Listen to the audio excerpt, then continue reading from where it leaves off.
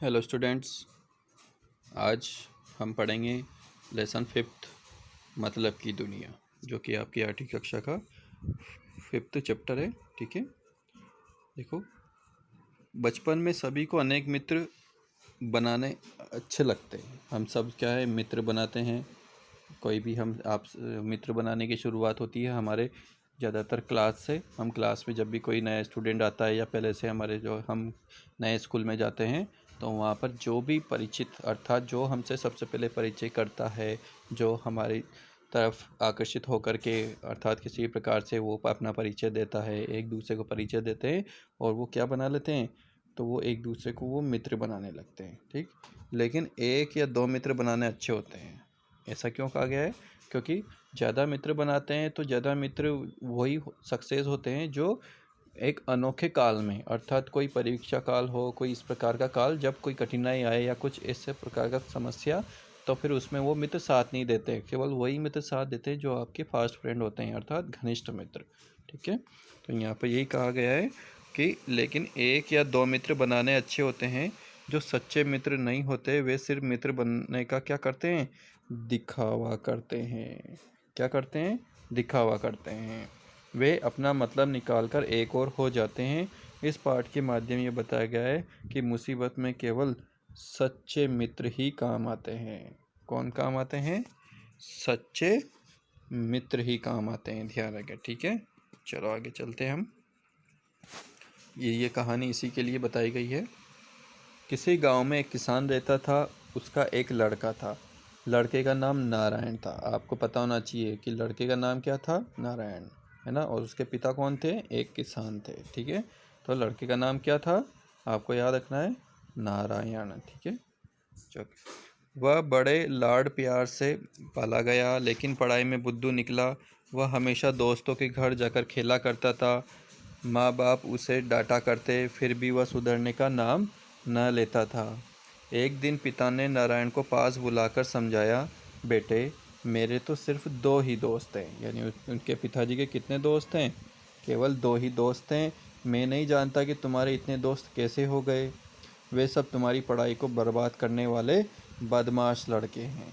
लेकिन दुख में एक भी दोस्त मदद करने वाला नहीं है। ये सब कौन बोल रहे हैं?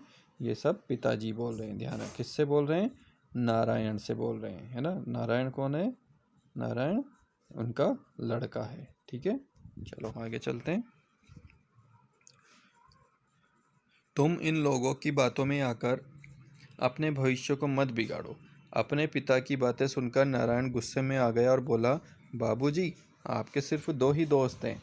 मेरे तो 50-60 दोस्त हैं। कितने दोस्त बताए उसने? 50 से 60 दोस्त बताए हैं। कितने? 50 से 60 दोस्त, ये ध्यान रखें। ठीक है, चलो। और ज़रूरत पड़ने पर वे सब मेरे वास्ते जाने तक देने को तैयार हैं। जान अर्थात वो ये कह रहा है कि मेरे वास्ते, यानी वो मेरे लिए क्या दे सकते हैं? वो जान भी दे सकते हैं। ठीक है, चलो देखते हैं आगे जान कितनी देते हैं। लड़के की मूर्खता पर उसके पिता को हंसी आ गई, क्योंकि वो मूर्खता क्या की, 50 से 60 दोस्त तो बना रखे हैं और कह रहे हैं कि वो सब मेरे लिए जो है जान तक दे सकते हैं। ठीक है, उन्होंने कहा, अच्छी बात है, चलो हम तुम्हारे और अपने दोस्तों की परीक्षा लेते हैं, अर्थात एग्ज़ाम लेते हैं। यानी उन्हें परख कर देखते हैं कि वाकई में वो जान भी देंगे या नहीं देंगे। ठीक है, इसके बाद पिता अपने बेटे को साथ लेकर उसके दोस्तों के पास गए और उनसे बोले, बेटे, तुम लोग मेरे बेटे के प्राण प्रिय मित्र हो। मेरे लड़के ने आज सुबह गुस्से में आकर एक आदमी को लाठी से मार डाला। किसको मारा? एक आदमी को। किससे मारा? लाठी से। यानी एक आदमी को लाठी से मार डाला है। अब तुम इन लोगों को बचाना होगा। अब तुम्हें ही इस जो है इसे बचाना होगा। यह बात सुनकर नारायण के कुछ दोस्त उसके जो है बोले, नारायण हमारा दोस्त नहीं है। नारायण हमारा दोस्त नहीं है। थोड़ी जान पहचान हो जाने से क्या कोई किसी का प्राण प्रिय मित्र हो सकता है? प्राण प्रिय का मतलब होता है फास्ट फ्रेंड, अब, है ना। यानी प्राणों से भी ज़्यादा प्रिय, घनिष्ठ मित्र। हिंदी में घनिष्ठ बोलते हैं इसको,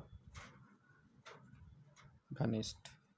ठीक है, ये आपको विशेष ध्यान रखना है। तो घनिष्ठ मित्र है। तो यहाँ हमने देखा कि जो है वो परीक्षा लेने चले गए हैं और उनमें से कह रहे हैं कुछ दोस्तों कि ये तो हमारा प्राणों से ज़्यादा प्रिय कैसे हो सकता है, तो प्राण प्रिय मित्र हो सकता है, उसने किसी को मारा तो उसका दंड उसे खुद ही भोगना पड़ेगा। अर्थात उसे खुद ही, अगर उसने किसी को जो है वो मारा है तो उसे उसका दंड खुद ही भोगना पड़ेगा। चलो, कुछ लड़कों ने कहा अजी हम आपके लड़के को जानते नहीं। कुछ लड़का यानी जो है, जैसे ये उसका फ्रेंड था तो ये उससे कह रहा है कि मैं तो इसको जानता ही नहीं हूँ, कौन है ये भाई, है ना। कुछ लड़कों ने यहाँ तक कर डाला, ऐसे लड़कों को अपना दोस्त कहने में शर्म लगती है, शर्म महसूस होती है। नारायण के सभी दोस्त कोई ना कोई बहाना बनाकर, कोई ना कोई उन्होंने बहाना बना लिया कि भाई ये हमारा फ्रेंड नहीं है, बहाना बनाकर खिसक गए, अर्थात चले गए। इसके बाद पिता नारायण को लेकर अपने एक मित्र के घर पहुँचे, उसे सारी बात बताई। यानी जो है नारायण के पिता जो है खुद अपने फ्रेंड, यानी जो इसके पिताजी के जो फ्रेंड थे, फास्ट फ्रेंड, उनमें से एक के पास लेके गए। उस मित्र ने नारायण के पिता को गले लगाकर हिम्मत बनाते हुए कहा, मेरे प्यारे दोस्त, तुम्हें डरने की कोई बात नहीं, मेरे पास काफ़ी धन है, मैं अपना सारा धन खर्च करके तुम्हारे पुत्र के प्राण बचाऊंगा, तुम चिंता मत करो। इसके बाद पिता अपने पुत्र को दूसरे मित्र के घर ले गए, उसे भी सारी बात सुनाकर अपने पुत्र के प्राण बचाने की प्रार्थना की।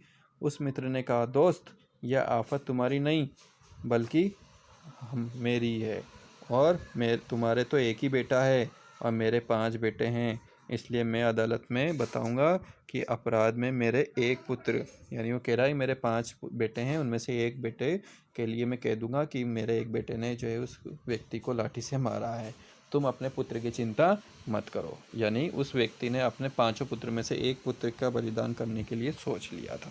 ठीक है, तो ध्यान रखें, ये कृपा नहीं है, यहाँ पर ये क्रिया शब्द है, क्रिया करना है आपको, क्रिया, क्रिया, यह यज्ञ वाला है। ठीक है, और इसमें आपको करना है प्रणाम, ये राइट है, पढ़ाई, ये राइट है, सामाजिक नहीं होता, सामाजिक होता है, बी भी नहीं होता, बी वी होता है। ठीक, चलो आगे चलते हैं हम। लोकोक्ति और मुहावरे। तो लोकोक्ति क्या होती है? लोगों द्वारा कही गई उक्ति जो लोक व्यवहार में प्रचलित उक्ति कहलाती है। ठीक है, लोक व्यवहार में प्रचलित उक्ति। और मुहावरा एक वाक्यांश होता है जो सामान्य अर्थ में रूढ़ होता है। ठीक है, ये आपको पढ़ना है। तो मुहावरा एक वाक्यांश होता है और लोकोक्ति पूर्ण वाक्य में होती है। जैसे आँख आना तो मुहावरा है। लोकोक्ति नाच न जाने आंगन टेढ़ा, तो ये पूरा वाक्य है। इसमें अर्थ रूढ़ हो जाता है और इसमें लोक अनुभव यानी लोगों द्वारा किया गया अनुभव से पूर्ण कथन होता है। मुहावरे में लिंग वचन कारक के अनुसार क्रिया में परिवर्तन हो जाता है और इसमें कोई परिवर्तन नहीं होता है। यह वाक्य को प्रभावशाली बनाता है और यह किसी बात के समर्थन, विरोध अथवा खंडन के लिए प्रयोग की जाती है। तो इस प्रकार से हमने आज ये पाठ के यहाँ पर प्रश्नोत्तर का भी अभ्यास देखा। इस पाठ को पढ़ने से हमें संदेश मिलता है कि हमें अधिक से अधिक मित्र नहीं बनाने चाहिए, केवल उतने ही और वैसे मित्र बनाने चाहिए जो मुसीबत के समय हमारे साथ खड़े हों, हमारे सही विचारों के साथ।